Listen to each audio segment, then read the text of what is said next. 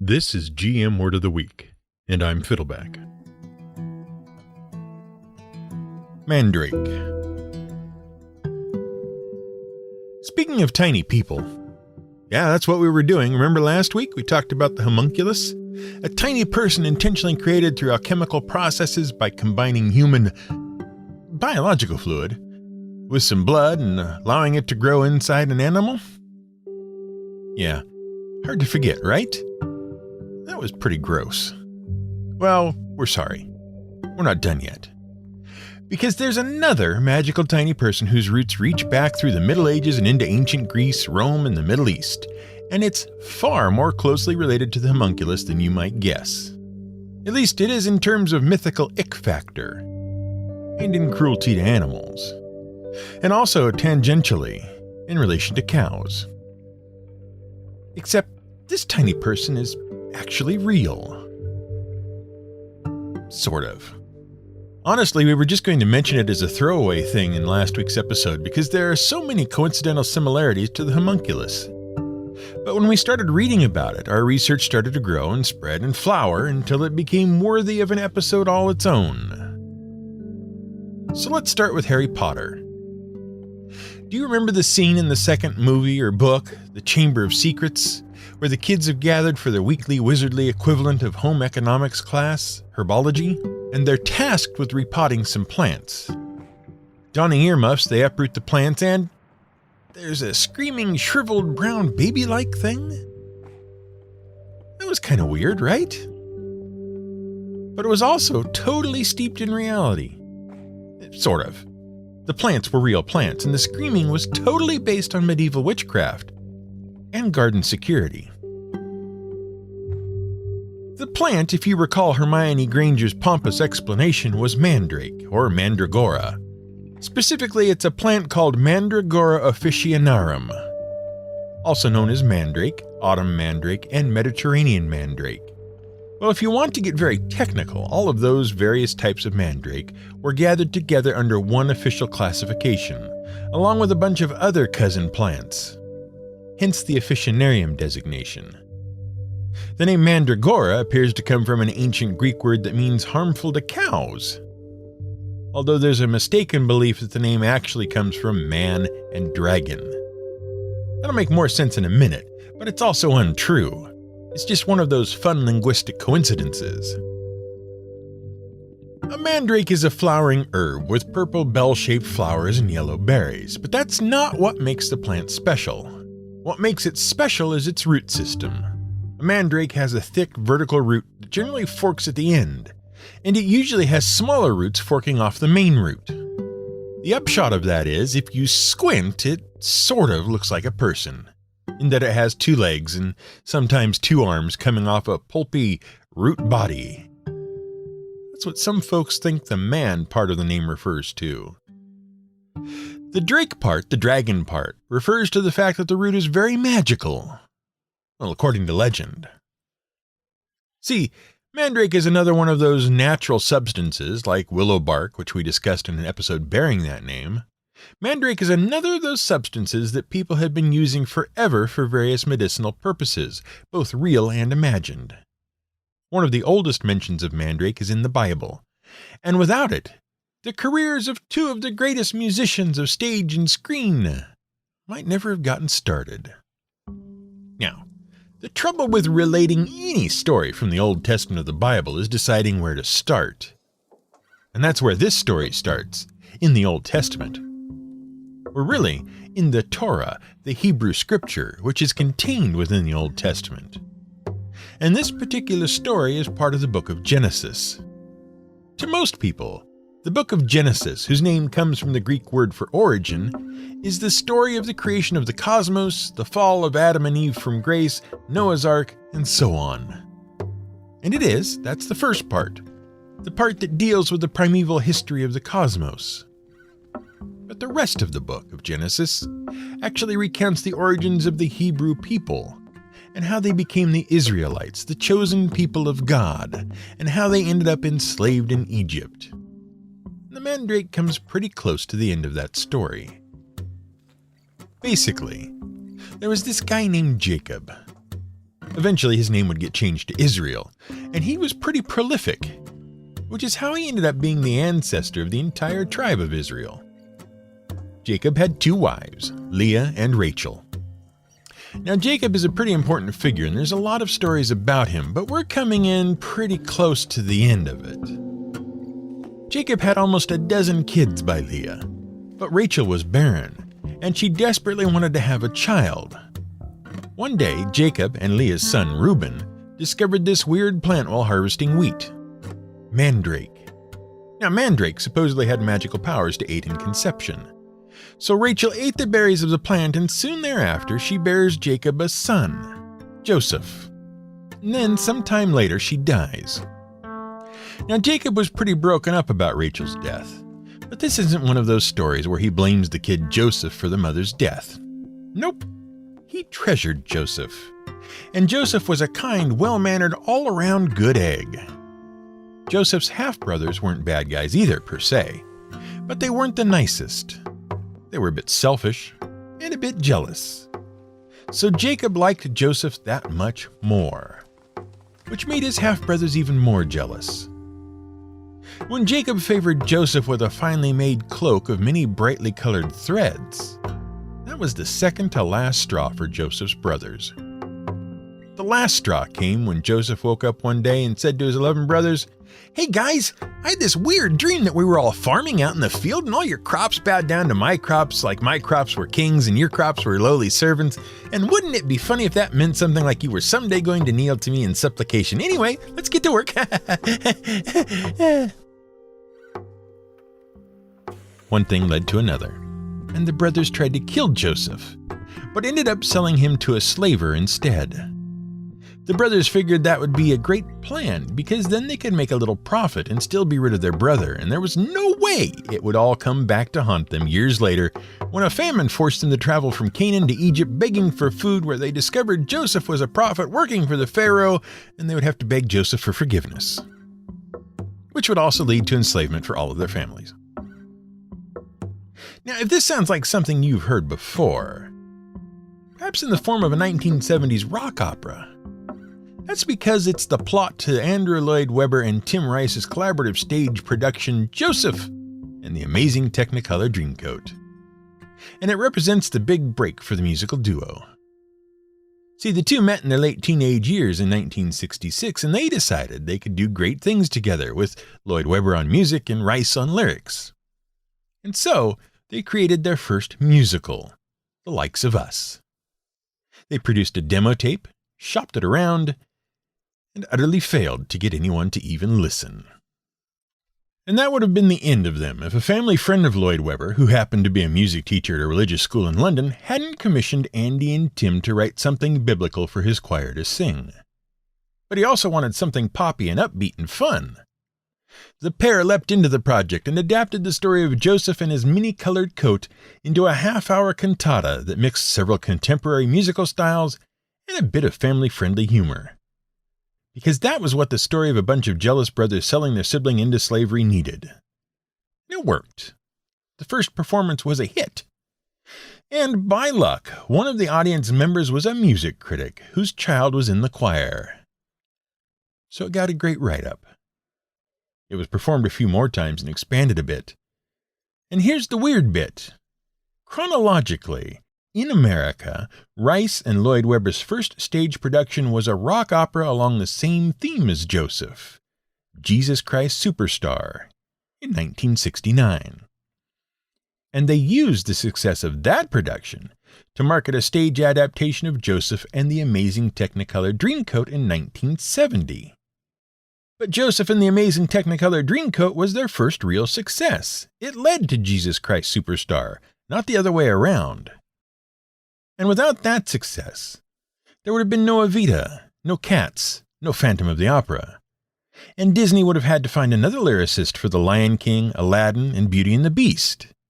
And the James Bond film Octopussy wouldn't have had a theme song.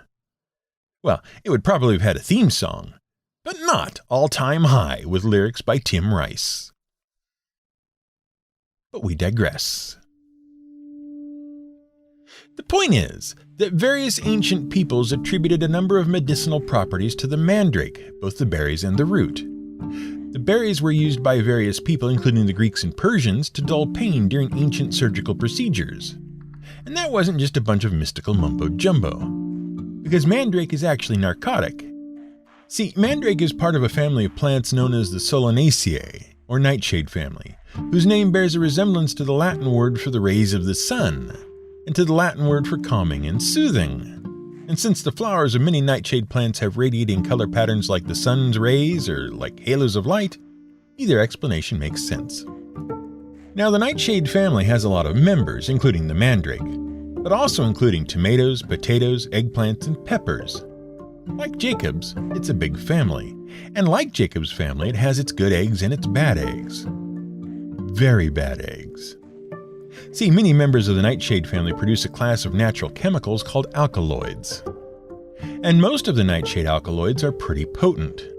Some are medicinal, some are narcotic, like those in the mandragora berries, some are hallucinogenic, and some are outright toxic. The most famous nightshade, of course, is the deadly nightshade, Atropa belladonna. The Atropa part derives from the Greek goddess Atropos. She was one of the three fates whose many tasks in the cosmos included the measuring, weaving, and the cutting off of the thread of fate that represented every human life.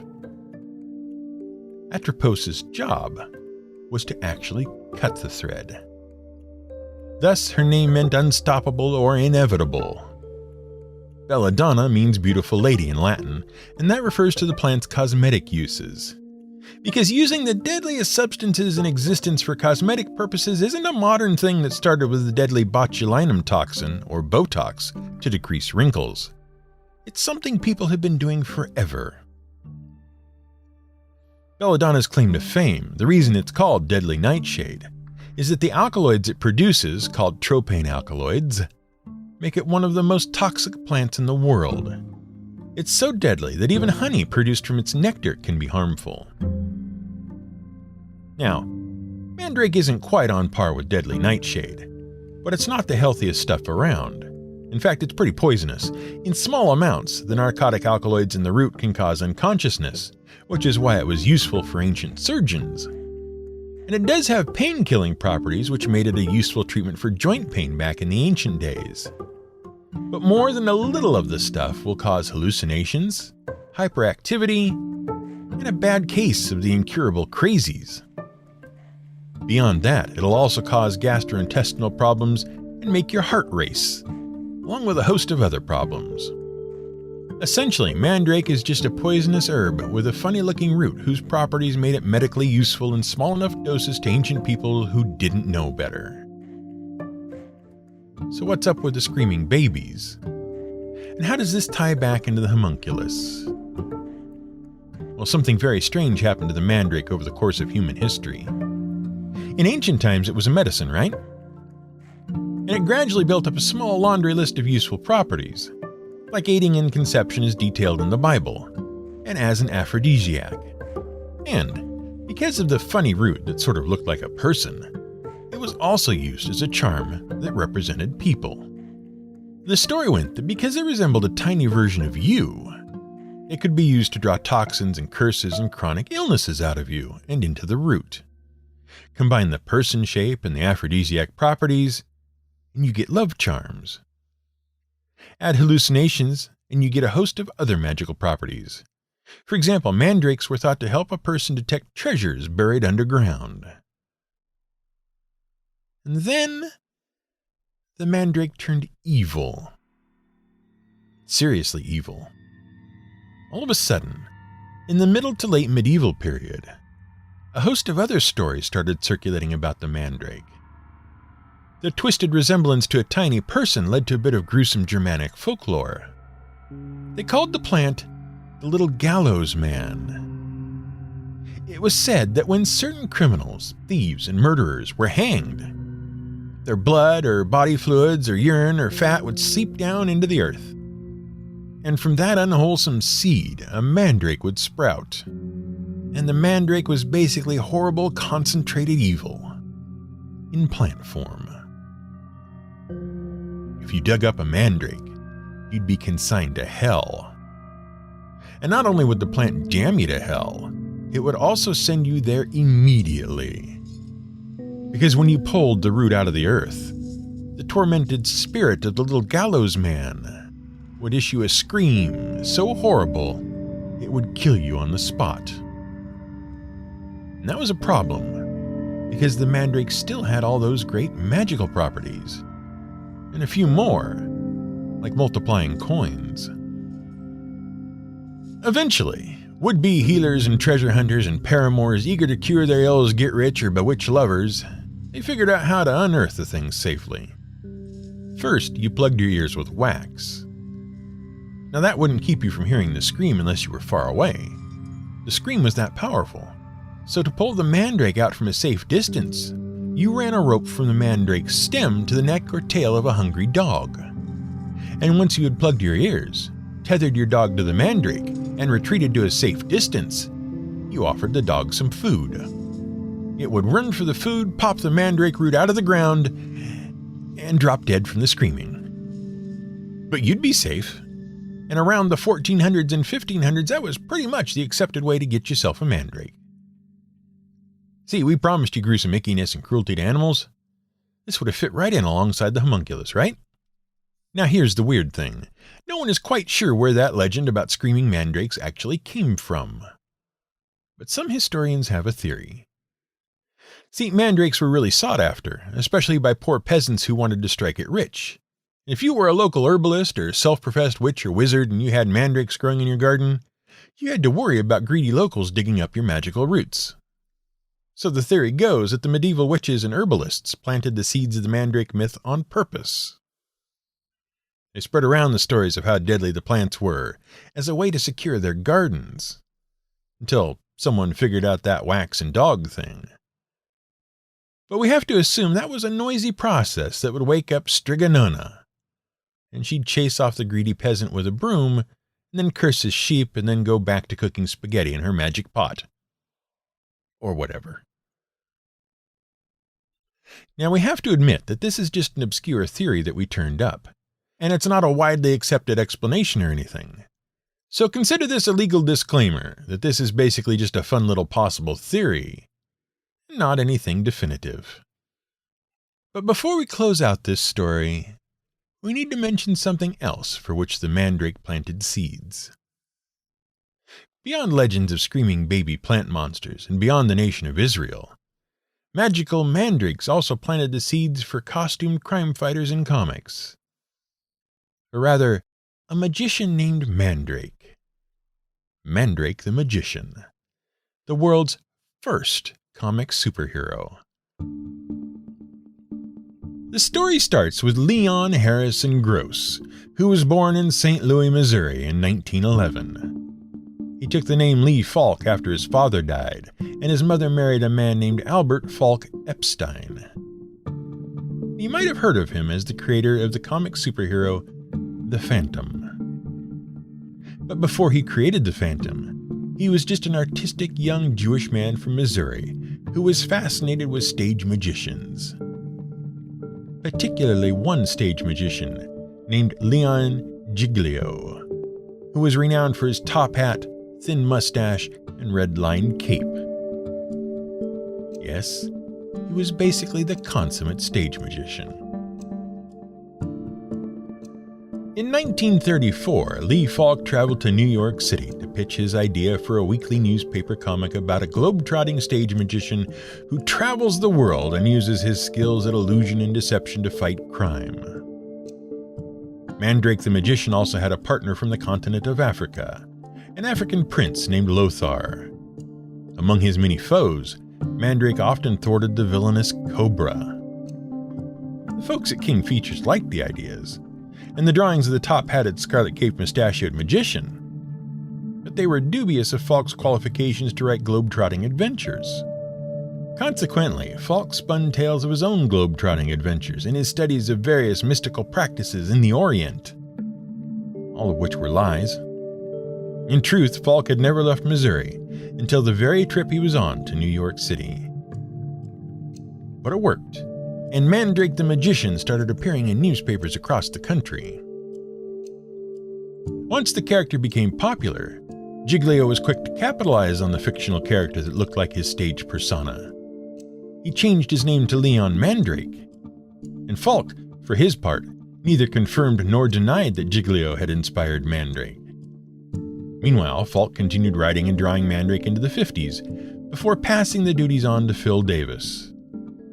Falk returned in 1964 to writing for the character, while cartoonist Fred Fredericks did the art. In 1999, Falk passed away, still the main writer for the character, and Fred Fredericks kept the strip and comic books going until 2013. So it was a pretty long-running strip and comic book. But that was just the beginning. The stories of the dapper Depression-era caped conjurer really caught on. Numerous toys and books were produced featuring the character throughout the 1930s and beyond. From 1940 to 1942, there was a radio drama, and later Columbia Pictures produced a 12-part serial about Mandrake the Magician. A short comic book miniseries featuring the character ran in 2015, and there's talk of an upcoming motion picture adaptation of Mandrake the Magician. As for Falk, well, thanks to the success of Mandrake the Magician and the Phantom, he was able to finally travel the world as he had once claimed. In his biography, he said, perhaps flippantly, that he did so primarily to assuage his guilt over his lies. You never can be quite sure what will sprout from the seeds you plant, either in the ground or in the minds of others. This has been GM Word of the Week. It's written and researched by The Angry GM and produced by me, Fiddleback. You can support us on Patreon at patreon.com/GM Word of the Week. You can find more at gmwordoftheweek.com and theangrygm.com.